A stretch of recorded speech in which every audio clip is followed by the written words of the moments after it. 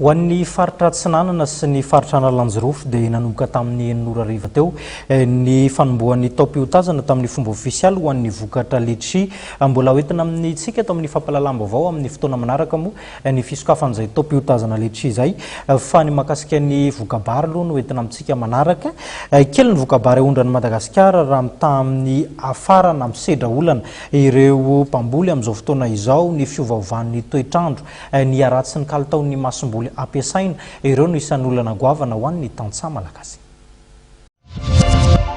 Na dia manafatra vary any ivelany azy isika eto Madagasikara izay manodidina ny 7 taona isa-taona dia efa manondrana ihany koa saingy-mbola kely dia kely. Vary gasy mena bio 100 taona isa-taona no ahondrany Madagasikara any Etazonia.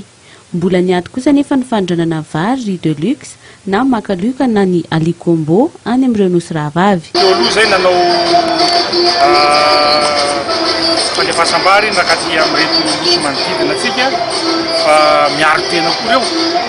Miaro tena hoe satria misy usine ny amin'ny any dia manafatra ricargo izy dia fotony mba ahazoany akombo dia le akombo iny ho an'ny kisoa aminy.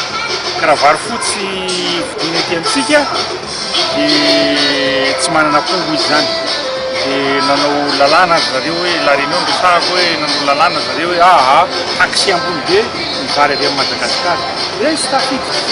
Misy ohatra olana ihany koa ny fambolena eto amintsika. Misy fiantraikany be amin'ny fambolem-bary ny fiovaovan'ny toetrandro. Fa eo ihany koa ny volaloha na ny ristorina alain'ireo tompon'andraikitra izay mahabe ny masokarenany vary ka mampiakatra ny vidiny amin'ireo mpanjifa. Na dia manaraka le teknika sy ny fepetra samihafa amin'ny fambolena ary ianao vary nresantsika dia tena hita mihitsy le fiantraikan'ilay fiovan'ny toetrandro tamin'ny tontolo ity. Ohatra hoe raha ny tany faritra loatra no resahako manokana miropona be le vary dia jerenao hoe tena vokatra izy tamin'ity. Kanjo rehefa jijaina dia maivana. Izay zany ny zavatra ngezabe fa eo amin'ny fandaminana samihafa moa eo dia ataonay hoe mila tokony jerena sy arindra ihany satria manjary tsy dia mirindra loatra le fiarahana amin'ny mpitondra fanjakana ny toerana. Zavatra tokony arindra tsara le izy mba havelona ny vondrom-bahoaka, ny fizara-pahefana, ny vondrom-paritra zany eo amin'ny lafiny misy torina indrindra.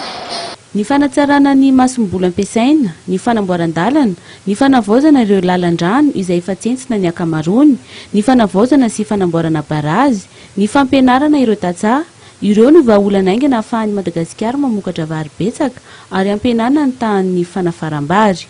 Hatreto mbola tsy maharaka ny filàna ny vokatra vary eto Madagasikara, ny vary anefa no foto-tsakafon'ny Malagasy.